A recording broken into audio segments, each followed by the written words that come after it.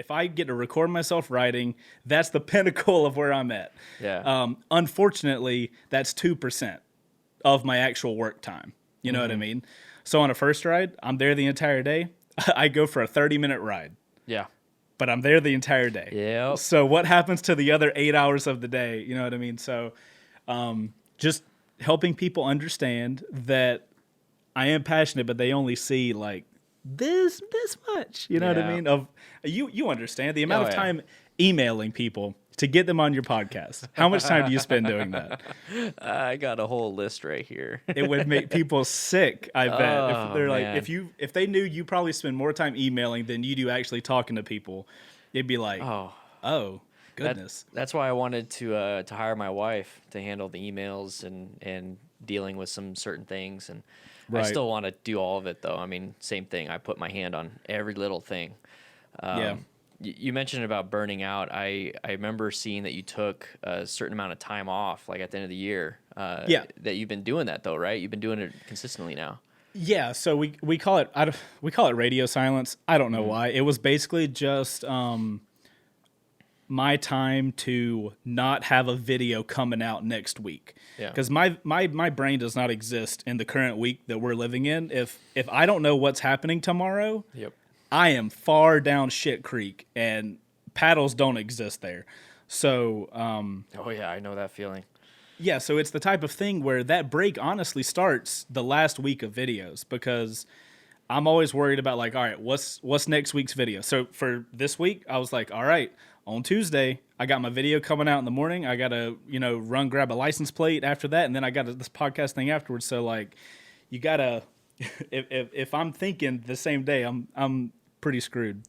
Yeah, I feel the same way. I literally have to know what's coming up this next week, what times are these certain things, and then after that, I'm stressed about it. Right, but that's the good thing about so like with the motorcycle industry, I've been doing it enough years to where like there's a certain part in the year that I'm not gaining or losing anything by Yeah. not putting content out.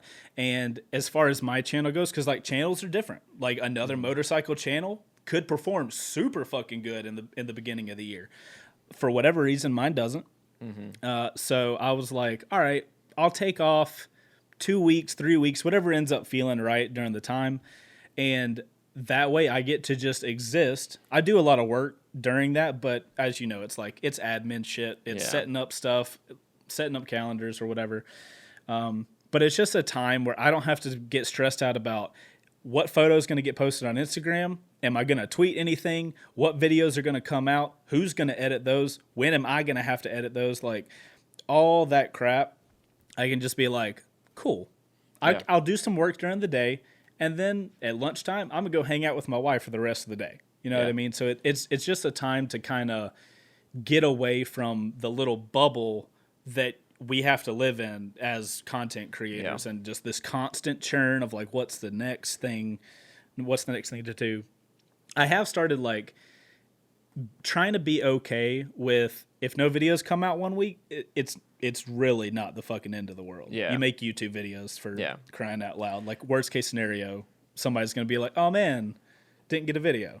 Get Yeah. one next week. Type Yeah, I thing. mean, you have plenty of evergreen content where if you do take a week off, it's not like, well, I can't pay my mortgage this month if I took a week off. Right. And that's something that helps as well because you see that, like, I mean, you look at analytics, so you know that there's a river and the river spikes when a video comes out and then it goes right back to the river. Yep.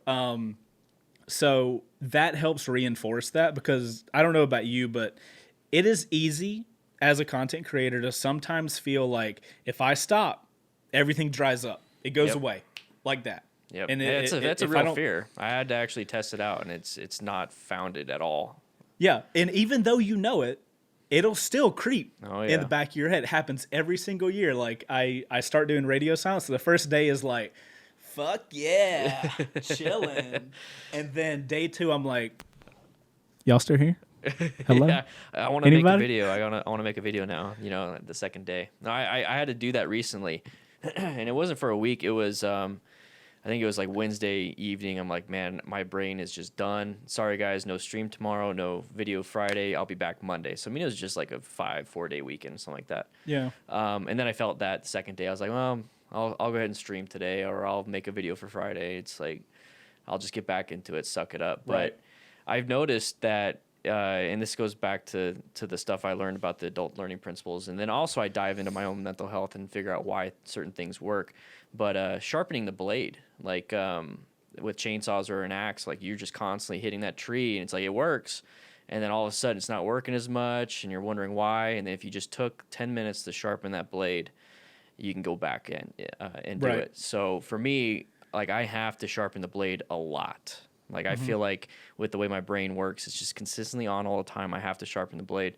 And my version of that is going for a walk with my dog twice a day, and just kind of thinking. But during that time of off, like being off, I came up with some crazy ideas of what I wanted to do. Right. And some of those really work. Like that's what's kept the channel going. Because like I said, I originally started off writing and doing music stuff. So I'd cut the videos in to the beat, and I thought that was fun and I enjoyed it. But then I transitioned to doing other things, and every single time I took a break and I came back, it's like, oh, let's try this, and it works. Right. And it does this. Yeah, you like open up a section of your brain that normally just gets filled with like the monotony of the stuff you have to do all the time. Yep. I've noticed that the biggest improvements I've had, like quality wise, as far as like helmet audio or camera stuff, has been where I slowed the fuck down and was like, instead of putting a video out this Friday, I'm going to specifically not put a video out, but the day that I would have spent editing that video, I'm literally just going to dedicate to solving whatever problem it is. You know, like whether it be like wind noise in the helmet or, you know, just some super niche issue that only us people that do this would understand. I'm going to solve that problem. And that's where I've noticed that I have the biggest improvements in whatever that is, because it's like everything can chill the fuck out. I'm going to solve a problem that I complain about every fucking time I edit an episode of me filming. Usually that's when you find is when you're editing. You're like, fuck, this wind noise. Well, yeah, it's every episode you're like, oh my God, I can't go over 35 and look down. Like I have to look straight and don't proceed over the speed. But if you just like, cause it's still work, you know, in my head, I feel for whatever reason, I guess cause it's like I work for myself, I feel like I have to be working all the time. So else I feel like I'm being lazy or something like that. Oh, I know that feeling, man. I need to work on that mental part of my brain. I need to be able to learn to chill. But I would have to just convince myself, it's like, look, you're still working and you're helping make your product better at the end of the day. So those are the times I've had the biggest like jump in quality. Cause like with all the camera stuff, dude, one setting can change the whole game. Yeah. Especially with GoPros and shit. Oh yeah. When I started using ND filters, it was life changing. As far as I perceive my own content, a lot of people want me to shoot like 4K 60 and stuff like that, but I hardcore believe in shooting in 24 frames a second and having motion blur like I'm experiencing the moment. But like I remember the first day that I wasn't happy with my GoPro footage. And I did that. I was like, I'm not putting a video out this Friday.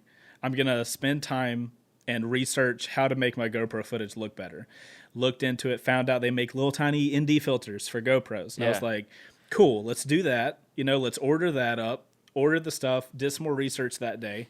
A couple weeks later, everything's in, and I'm testing around with it. And I'm like, oh my God, I can have the world in my GoPro look like how I'm seeing shit. Yeah.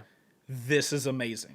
Yeah, it looks different, like from the footage to what you see, and it's like, man, I wish I could share this. That's cool. I need to look into that then. Yeah, shoot me a note. I'll give you my number and everything. I can show you how to do everything. But I want to learn that. It will totally change what your footage looks like, because like the way you're riding around. Let's just say you're going down the highway. On the other side of the highway, there's a red Porsche. If you want to see that car, what do you have to do? Well, you have to look at it. Yeah. Well, yeah. So don't do this if you're riding a motorcycle. But if you want to watch that car go by, you have to look at that car and you have to watch it fly by. Otherwise, it's going to be this little red blur of stuff that happens. And there's something about you miss the stuff you're not looking at type of deal with the setup when you have ND filters that I fucking love. Maybe it's because like you don't get everything. You know what I mean? Yeah. With like 60 frames a second, with no slow shutter, everything's in focus and you see everything at all times. And that's not fair. You're not Spider-Man. That's how he lives. You're not him. With great power comes great responsibility. And you don't have great responsibility.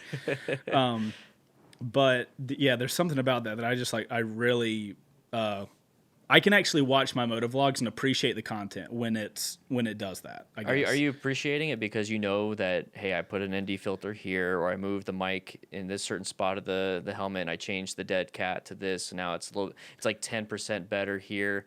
Do you notice that yourself, or and you're like, man, I really love this, or do you see that viewers even see that? Good question. I don't know if viewers see it or not. You get comments here and there of like, hey, that was cool. But I'm sure the mass of people don't give a single shit. Yeah. But as far as that kind of goes back to the thing, like, we have setups these days that look phenomenal out the box. Yeah. So you ain't got to do anything. But if I want to stay interested in doing what I'm doing, I am not okay with feeling complacent and be like, oh, it's fine. Yeah. That GoPro is fine. Yeah. I don't need to shoot in 4K. I'll be okay in 1080. This is great. I can't do that. I'll get really bored and I'll go open a production company and do shit. You know what I mean? I wouldn't continue doing what I'm doing. But those little steps, it's that whole situation of like 80% versus 20%. It takes 80% of the time to finish the last 20% of like that polish. That is what keeps me interested in doing what I'm doing. That's why I think I swayed toward the camera stuff because like, don't nobody got a camera car on first rides, but your boy does. And it is super cool to do that shit every time we do a first ride.